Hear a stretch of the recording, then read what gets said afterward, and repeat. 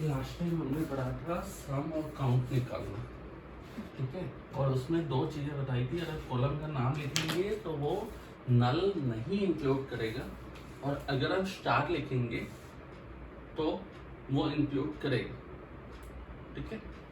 ये पढ़ा था आपने। चलिए अभी ठीक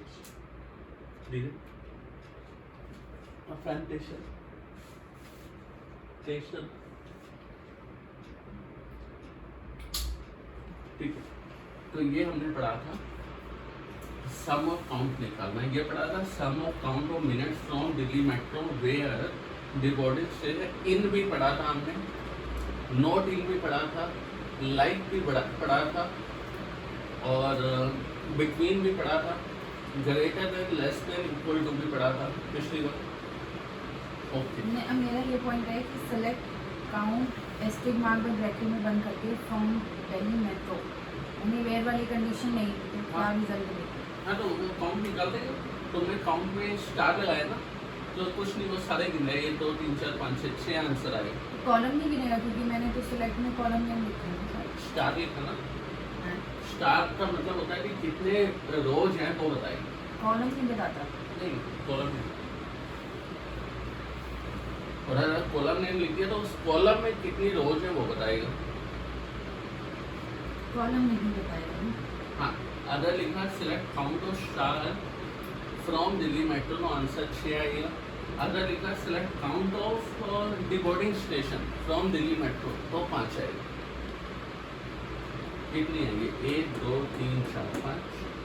अच्छा हाँ, ब्लैंक वाला था। ओके, बस इसमें एक छोटा सा चीज बता रहा हूँ, उससे बाद हम आगे चलते हैं। ये पता था ना सम ऑफ मिनट्स में सबका सम आएगा, ठीक है। मैं वेयर हटा रहा हूँ आपके लिए ना, ये तो वेयर हम बहुत पढ़ चुके हैं। सिलेक्ट सम ऑफ, मतलब ये रोज काउंट करेगा ना? हाँ, दोनों के केस में। हाँ जी। सेलेक्ट सम में भी और काउंट में भी ना। अच्छा, ये तो हम पढ़ चुके हैं ना। सेलेक्ट सिंपल ये लिखूँ मैं, select star from Delhi metro, क्या आएगी? पूरी टेबल आएगी। पूरी टेबल आएगी। अच्छा, अब मैं एक छोटा सा चेंज करने जा रहा हूँ इसमें। यहाँ देखो ध्यान से, स्टार हटा दिया, मैंने लिखा मैक्स MAX ब्रैकेट में मिनट्स, तो क्या आएगा? मैक्स ऑफ मिनट्स में क्या आएगा?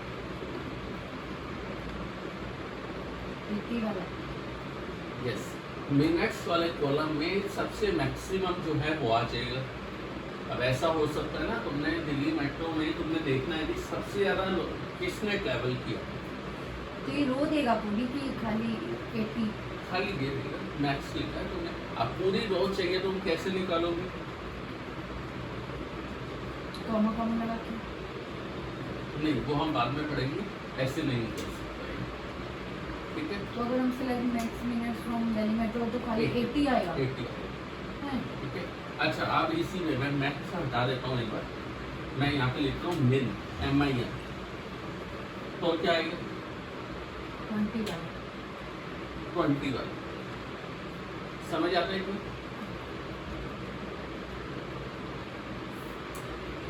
और हमने पिछली बार ऑर्डर बाय भी पढ़ा था, ऑर्डर बाय ASC या DESC पढ़ा था, वो भी ठीक है। क्लियर होता है इतना? हमने सेलेक्ट क्वेरी पढ़ ली, select column name from table में वेयर, उससे आगे कंडीशन आएंगी, और कंडीशन एंड और में मल्टीपल आ सकती है, ये भी हो गया।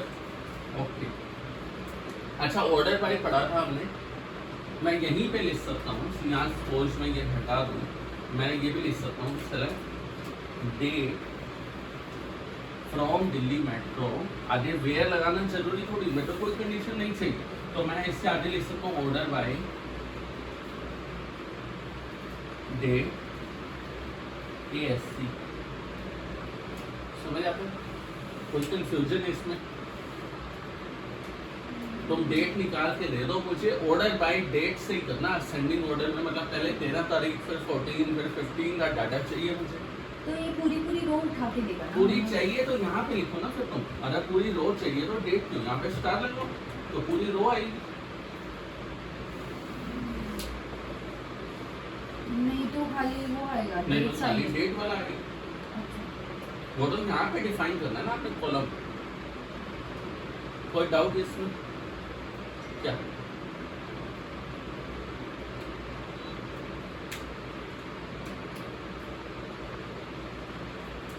इतना तो समझ आता है। पूरी टेबल आएगी, अब पूरी टेबल के आगे मैंने ऑर्डर बाय लगा दिया। ऑर्डर बाय ऐसे लिखते हैं, ऑर्डर बाय डेट या जो भी कॉलम का नाम उससे ASC या DSC। ASC मतलब असेंडिंग, DSC मतलब डिसेंडिंग, ठीक है। अच्छा इसमें एक छोटा सा ट्विस्ट है, वो बता रहा हूँ। जब ASC लिखते हैं ना असेंडिंग, वो बाय डिफॉल्ट होता है। स्कूल में होता है ना पहले छोटा बच्चा बड़ा बड़ा बड़ा बच्चा, तो ये चीज बाय डिफॉल्ट होती है। तो ये आप ना भी लिखो तो भी चलेगा, आप इतना लिखो ना ऑर्डर बाय डेट, तो भी वो छोटे से बड़े में ही दिखाएगा। हाँ, DESC लिखना जरूरी है बट ASC लिखना जरूरी नहीं है। कभी आप क्वेरी पढ़ो वहाँ पे ऐसे लिखा हो ऑर्डर बाय डेट, तो कंफ्यूज नहीं हो जाना कि यार ये क्या मतलब है। तो बाय डिफॉल्ट असेंडिंग ही है इसका मतलब।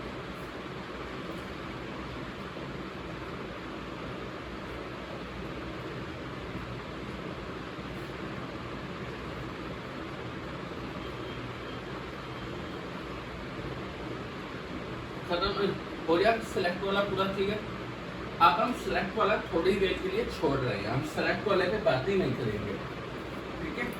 सिलेक्ट वाला टॉपिक जिसमें आपने सिलेक्ट पढ़ा, वेयर, ऑर्डर बाय आपने पढ़ा, वो हम टॉपिक खत्म कर रहे हैं। अब हम इस टॉपिक के ऊपर बात नहीं करेंगे थोड़े टाइम के लिए।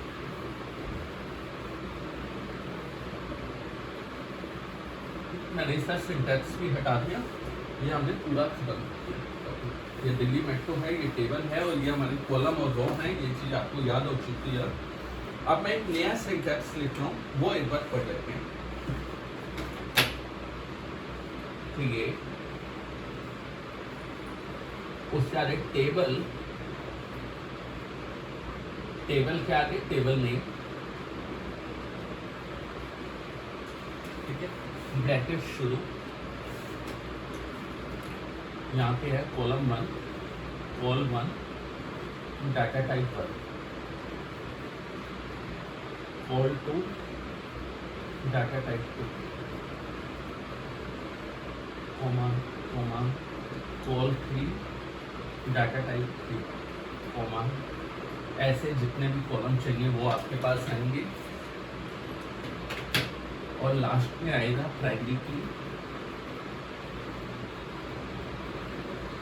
ब्रैकेट में call 1, comma call 2, dot dot, ऐसे ये बंद हुई ब्रैकेट और उसके बाद ये ब्रैकेट बंद हुई और यहाँ आया सेमीकोलन। अभी समझ आएगा, ये पर देख लेते हैं क्या लिखा है। ये थोड़ा इंग्लिश में लिखा है।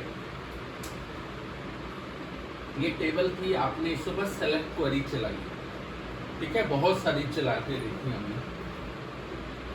जैसे एक्सेल है, आप ओपन करते हो, शीट बनाते हो, शीट में खाली शीट होती है, उससे ऊपर फिर आप कॉलम के नाम डिफाइन करते हो, एम्प्लॉय आईडी, एम्प्लॉय नेम, उसका डेट ऑफ बर्थ डिफाइन करते हो ना। फ्रेशर से जब शीट बनती है, चलो एग्जांपल भी अब और लेंगे, चलो ये फिर अगला लेंगे। तो आप सारे हेडर डिफाइन करते हो ऊपर, फिर उसमें डाटा इनपुट करना शुरू करते हो, फिर कभी कभी उस पर वैलिडेशन लगाते हो कि भाई एम्प्लॉय नंबर में E001 आएगा, एम्प्लॉय नंबर में E002 आएगा। अगर कोई उसमें ना लिखे, कोई ऐसे सिंपल लिखे 1 2 3 4, तो आप एरर दिखा देते हो कि गलत है। फिर एम्प्लॉय की एज बनाते हो आप, एज में भी कॉलम लगाते हो कि भाई 18 साल से छोटा बच्चा नहीं होना चाहिए, 25 से बड़ा नहीं होना चाहिए फ्रेशर्स के लिए, तो वही लेना है, नींद नहीं करनी है, ठीक है। तो वही जो चीज़ आप डिफाइन करते हो ना एक्सेल में, सेम चीज़ आपको डिफाइन करनी है, तभी तो आपकी टेबल बनेगी। ये टेबल बनाओगे ना पहले, तो पहली बार, तभी तो उसमें डाटा डालोगे दूसरे नंबर और फिर उसमें से डाटा निकालोगे। 3 काम ही होते हैं, मोटा मोटा यही है ना। पहले तो शीट बनाई, शीट में डाटा डाला और डालने के बाद फिर निकाला, तो पहले शीट बनाते हैं, ये सिंटैक्स है उसका, ठीक है। अब एक बार मैं पहले एग्जांपल लेता हूँ, फिर लिखना है।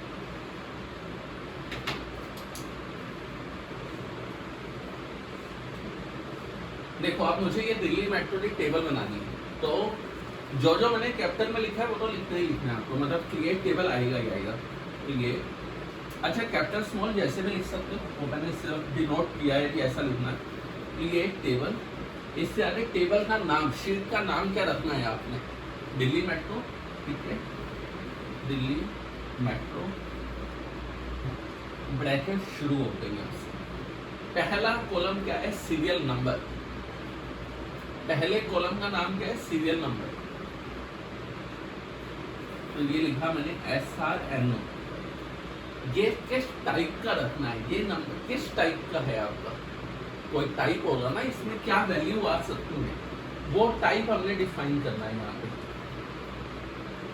बहुत सारे टाइप होते हैं, ठीक है। अभी ये सिंपल सिंपल नंबर्स हैं, इनको हम इंट बोल सकते हैं, इंट, INT, इंट मतलब इंटीजर वैल्यू, मैथ्स में पढ़ा था बचपन में, इंटीजर वैल्यू, ठीक है, कोमा। अगला क्या लेना है हमने, डेट, ये किस टाइप का लेना है हमने, अब मैंने बताया था कि अभी तो हम स्ट्रिंग ले सकते हैं या डेट नाम की भी चीज होती है, तो आप इसे डेट नाम का डिफाइन कर सकते हैं। ये डेट नाम का होगा, अगर आपको टाइम भी लगाना तो डेट टाइम लिख सकते हो, ओके। नेक्स्ट है बोर्डिंग स्टेशन, ये स्ट्रिंग टाइप का लेना है, ओके, बोर्डिंग स्टेशन। ये जो स्ट्रिंग टाइप है उसको टेक्निकल लैंग्वेज में बोला जाता है वैरचैर, VARCHAR, वैरचैर, ठीक है। टेक्निकल लैंग्वेज में ये बोलते हैं SQL में कि ये वैरचैर हमने लेना है।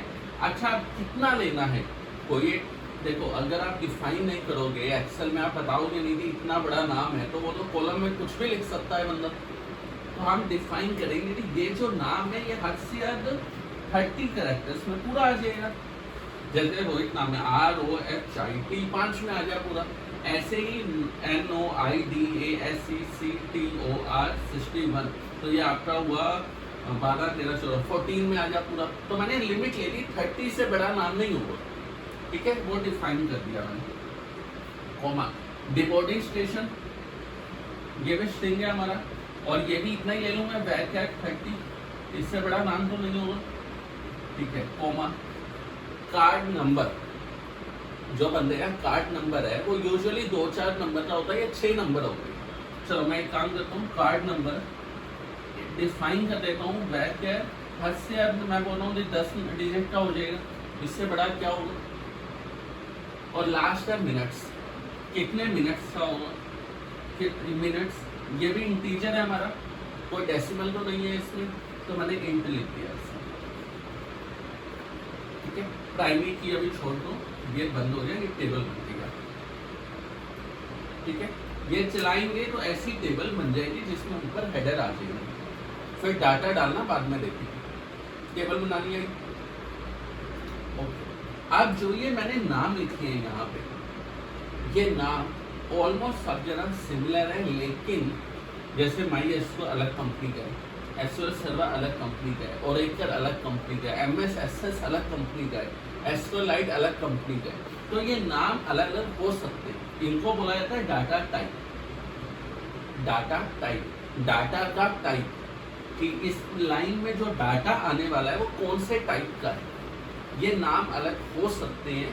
तो जिस भी सॉफ्टवेयर पे आप काम करना, उस पे एक बार नेट पे ढूंढ लेना कि क्या नाम रखना, ठीक है। ये नाम गलत होंगे, अगर आप अलग अलग सॉफ्टवेयर में जाओगे थोड़ा थोड़ा वेरिएशन आता है इसमें, कोई इंट बोलता है, कोई नंबर बोलता है।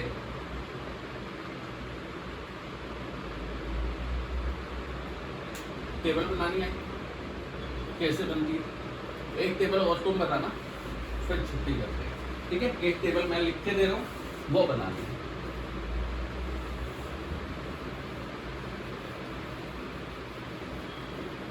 ये लिख लिया,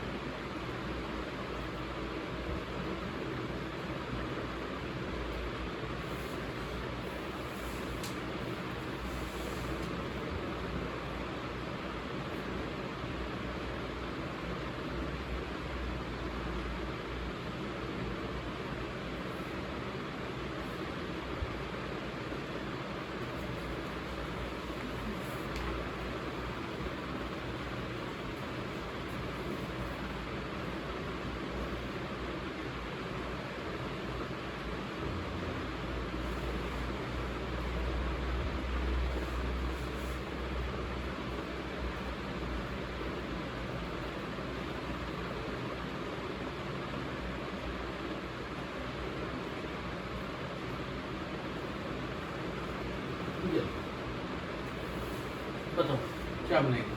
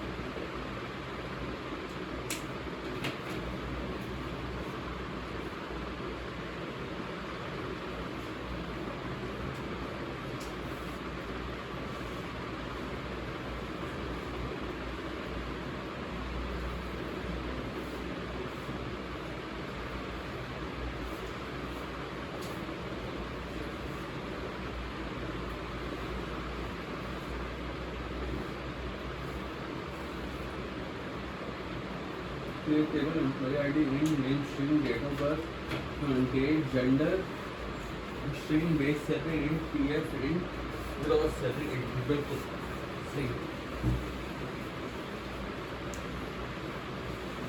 अच्छा अगर सैलरी ऐसी हो कि 1200.45 1200 होता है 45 पैसा, तो ये इंट नहीं ले सकते। इंट नहीं लेंगे तो इंट की जगह पे हम जो लेंगे वो लेंगे डेसिमल। ये जो है यहाँ पे आ जाएगा डेसिमल, डेसिमल ठीक है। डेसिमल मतलब पॉइंट में आ सकता है, डेसिमल मतलब पॉइंट में आ सकता है। ऐसे ही पीएफ भी डेसिमल हो सकता है, ग्रोस सैलरी भी डेसिमल हो सकती है। और इस पूरे में एक गलती है, एक बार बताओ कि इस पूरे में क्या गलत किया आपने?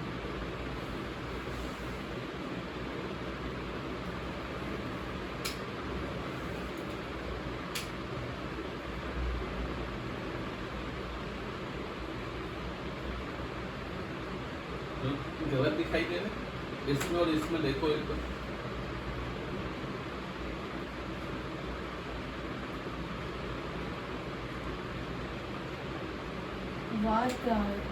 जी बिल्कुल, जो भी स्ट्रिंग्स हैं वो बताया था आपको।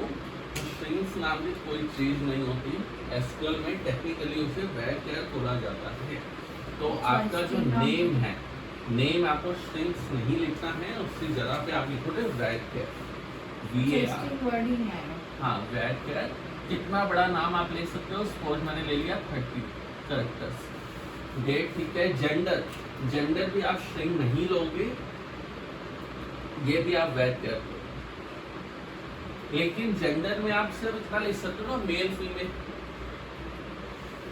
तो उस केस में आप वैर कर सिर्फ 2 या 1 का भी ले सकते हो। वो छोटा ही चाहिए अपने को, ज्यादा बड़ा चाहिए। तो ये एक मतलब MALE नहीं, एक मतलब ओनली M आएगा। अच्छा एक अल्फाबेट आएगा। हाँ MALE, दिस इज 4 कैरेक्टर्स। आपने 1 लिया तो बंदा सिर्फ M लिख पाएगा उसमें, तो वो पूरा लिखने की कोशिश करेगा तो एरर आ जाएगा, वो लेगा ही। Only 1 alphabet, only 1। जब इतने बड़े बड़े प्रोजेक्ट बनते हैं ना, तो ये चीज़ें ध्यान में रखिए अपने, क्योंकि दिल्ली मेट्रो का आप सिस्टम देखो ना, वो अभी भी बड़े वाले कंप्यूटर लेके बैठे हैं कई जगह पे। उनके प्रोसेसर भी पुराने हैं, रैम भी उसमें 1-2 GB है। अब आपने इतना बड़ा बना दिया और इतने सारे कॉलम में आपने 100-200 एक्स्ट्रा स्पेस ले लिया, रैम भी फुल हो जाएगी, और रैम फुल तो चलेगा नहीं। ये चीज़ तो पता है ना कि हमें जो भी डॉक्यूमेंट ओपन करना है, सबसे पहले वो रैम में आता है, और रैम के बाद ही हमें दिखाई देता है। तो रैम है उनकी 2 GB, आपने स्पेस ले लिया इतना, ओपन ही नहीं होगा। फॉर एग्जाम्पल तुम ऑफिस का सिस्टम चलाते हो, कितना हैंग होता है, लेकिन यही पर्सनल चलाते हो कितना जल्दी चलता है। तो ये चीजें डिफाइन करनी है उसमें। आपने डिफाइन नहीं किया। एग्जाम्पल लेता हूँ, सपोज आपने नेम था, नेम में वैकर नहीं लिया।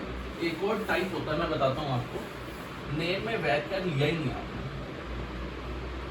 इसकी जगह पे आपने एक लिया TEST टेस्ट, ठीक है। इसका मतलब है कि ये कितनी मर्जी मेमोरी ले सकता है, कोई डिफाइन ही नहीं, कुछ आइडिया नहीं, सिस्टम अपने आप लेगा जितनी भी मेमोरी लेनी है इसमें।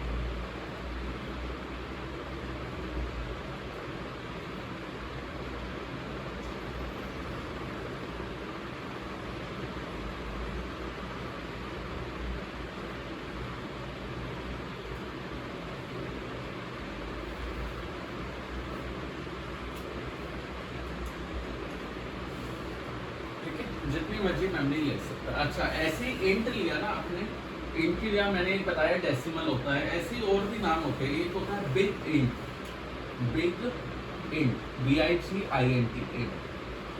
इसकी रेंज और बड़ी होती है और मेमोरी ज्यादा लेता है ये।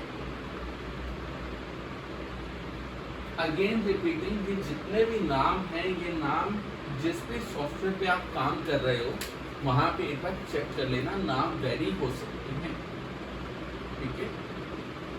नाम थोड़े थोड़े वेरी हो सकते हैं, सारे नाम सेम नहीं होते।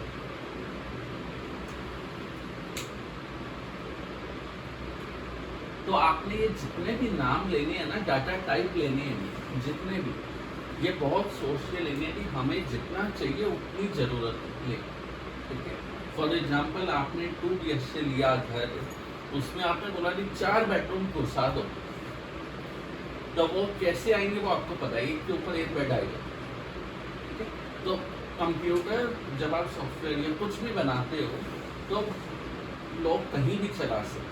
एग्जाम्पल, एंड्रॉयड का एक फ़ोन आया था 251 रुपए का, फ्रीडम 251 के नाम से, नोएडा की कंपनी थी, लोगों ने भर भर के बुक करवा लिया।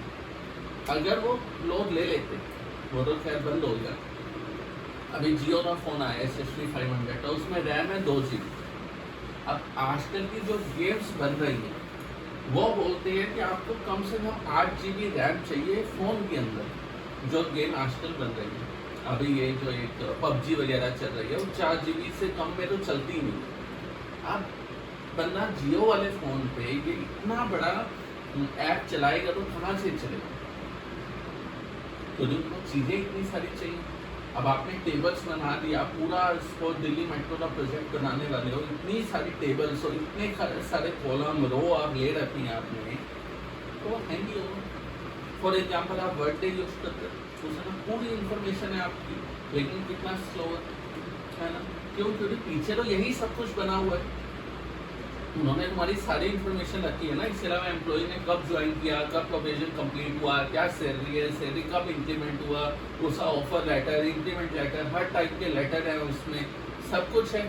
तो पीछे कितना बड़ा डाटाबेस बनाया होगा, और वो एक कंपनी नहीं, बहुत सारी कंपनीज में, तो पीछे इतना सब कुछ है उनके पास। समझ आ गया कितना जरूरी है ये चीजें डिफाइन करना। अब नेम में आपने टेस्ट लिख दिया, क्या जरूरत है इसकी?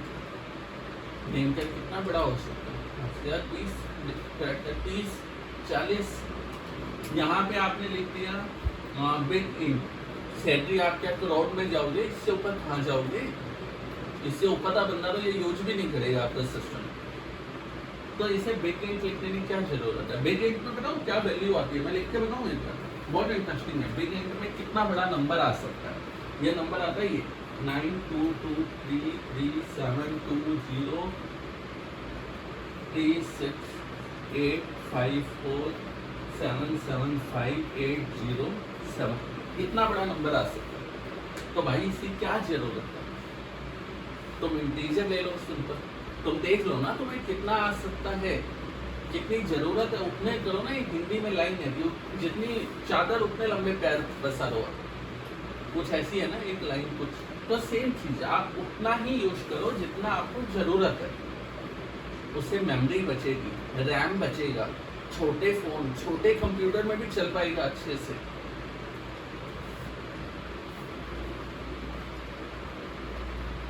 समझ आ गई टेबल बनाना? आ गया पक्का। प्राइमरी की पे बाद में आएंगे। कितना होता है? टेबल बन गई। आप टेबल में डाटा भी डाल दें एक बार। बहुत आसान है टेबल में डाटा डालना।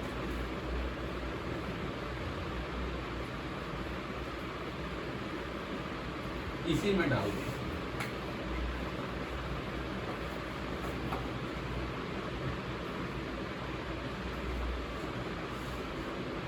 इंसर्ट, मैं कैपिटल में लेता हूँ। इंसर्ट इनटू टेबल नेम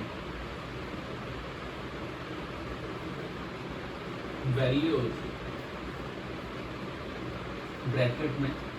एक बार देख लो, वैल्यूज ब्रैकेट में मैंने बताया था जो स्ट्रिंग होती है वैल्यूर होता है उसी में इन्वर्टेड कॉमा आता है, नहीं तो नहीं आता है, बताया था वो। तो सबसे पहले एम्प्लॉय आईडी इंटीजर है नहीं आएगा, employ ID 1 comma name, name string है वैल्यूर है तो उसमें आएगा name comma date of birth, date है 01/01/20 कॉमा जेंडर हमने 8 डिजिट का लिया है नहीं comma date of joining 01/01/21 comma base salary 4000 comma PF 100 rupees, gross salary 4100 और फिर ब्रैकेट में इतनी क्वेरी। समझ आता है नहीं आता? टेबल बन चुकी है। टेबल के अंदर वैल्यू डालनी है। वैल्यू तुम एक्सेल में डालते हो, पहली वैल्यू डालते हो, फिर नेक्स्ट बटन दबाते हो, अगली डालते हो, वही डाला मैंने। Insert into table name value, यहाँ वैल्यू लिखनी है सारी।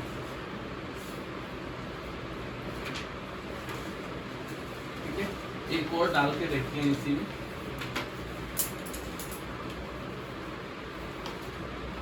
इंसर्ट जितनी बार डालना है उतनी बार आएगी ये लाइन।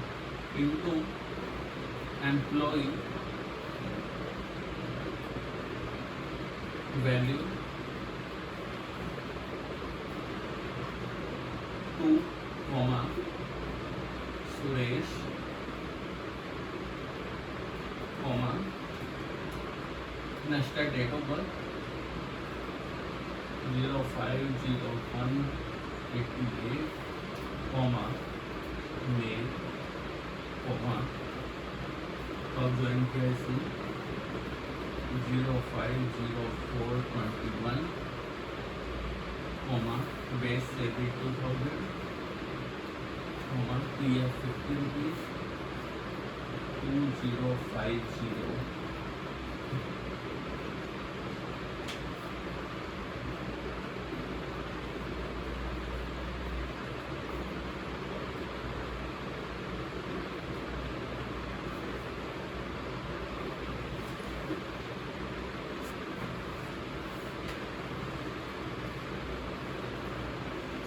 इंसर्ट खत्म होता है आज की क्लास। आज हमने क्रिएट और इंसर्ट देखा है।